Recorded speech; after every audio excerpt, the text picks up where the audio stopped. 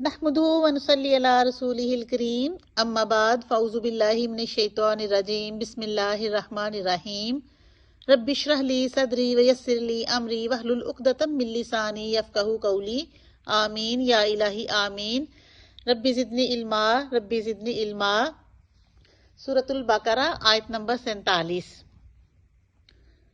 یا بنی اسرائیل اذکروا نعمتی التی انعمت علیکم۔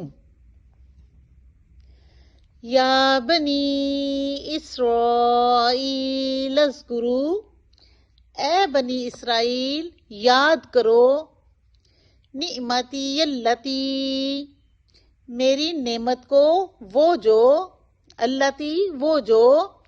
انعمت انعام کی میں نے علیکم تم پر۔ اے بنی اسرائیل یاد کرو میری نعمت کو جو میں نے انعام کی تم پر۔ ہمارا پچھلا رکوع یا بنی اسرائیل سے شروع ہوا تھا۔ اے بنی اسرائیل، اے یعقوب کی اولاد، میری نعمتوں کو یاد کرو جو میں نے تم پر کی۔ اور اللہ نے ان کو اپنے احکامات سنائے کہ میری آیات سے انکار نہ کرو، حق اور باطل کو مکس نہ کرو، نماز اور زکوٰۃ کا حکم دیا، صبر اور خشیت الہی کی طرف رجوع کرایا۔ اور اب پھر اللہ تعالیٰ ان سے کہہ رہا ہے، یا بنی اسرائیل اذکروا نعمتی التی انعمت علیکم، اے بنی اسرائیل یاد کرو میری نعمت کو، وہ نعمت جو میں نے تم پر کی۔ وَأَنِّي فَضَّلْتُكُمْ عَلَى الْعَالَمِينَ، وَأَنِّي اور بے شک میں نے فَضَّلْتُكُمْ فضیلت دی تم کو، عَلَى الْعَالَمِينَ اوپر تمام جہانوں کے، اور بے شک میں نے تم لوگوں کو فضیلت دی اوپر تمام جہانوں کے، تمام جہان والوں کے اوپر میں نے تم لوگوں کو فضیلت دی۔ یہاں پہ اللہ تعالیٰ پھر سے بنی اسرائیل کو یاد کرا رہا ہے کہ میرے احسان کو یاد کرو، وہ احسان جو میں نے تم لوگوں پر کیا۔ تمہیں کتابیں دی، پیغمبر دیے، جنتی کھانے کھلائے، تمام جہان والوں پر تم لوگوں کو فضیلت دی، تم لوگوں کو ترجیح دی، اور تم میرے ساتھ کیا کر رہے ہو اور میرے رسول کے ساتھ کیا کر رہے ہو؟ گو کہ یہ آیت بنی اسرائیل کے لیے ہے، لیکن یہ قرآن ہمارے لیے نبی صلی اللہ علیہ وآلہ وسلم پر نازل ہوا، یہ ہمارے لیے ہدایت کا راستہ ہے۔ تو جہاں بھی اللہ تعالیٰ پچھلی قوموں کو مخاطب کرتا ہے، وہاں ہم نے یہ دیکھنا ہے کہ وہ آیت ہمارے لیے کیسے فٹ ہے۔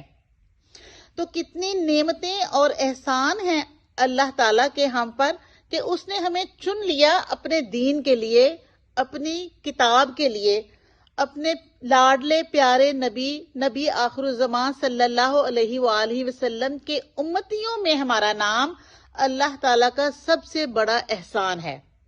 ان کے لیے اللہ تعالیٰ نے کہا فضلتکم علی العالمین، تو ہمارے لیے بھی ہے کہ ہمیں فضیلت دی پچھلی تمام امتوں پر۔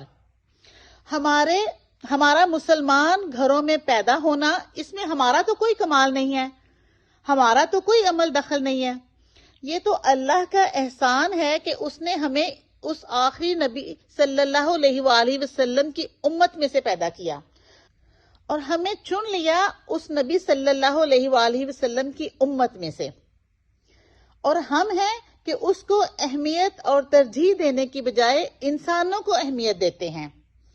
ایک سوال ہمیں اپنے آپ سے کرنا چاہیے کہ جس طرح اللہ نے باقی قوموں پر ہمیں اہمیت دی، ہمیں پریفرنس دی، کیا ہم نے اللہ کو اتنی پریفرنس دی کہ باقی سب کچھ بھی ہو جائے، جہاں اللہ کا حکم ہو وہاں لوگوں کو خوش کرنے کے لیے ہم جھوٹ نہ بولیں، دنیاوی معاملات میں اللہ کے حکم کا ہمیشہ خیال رکھیں۔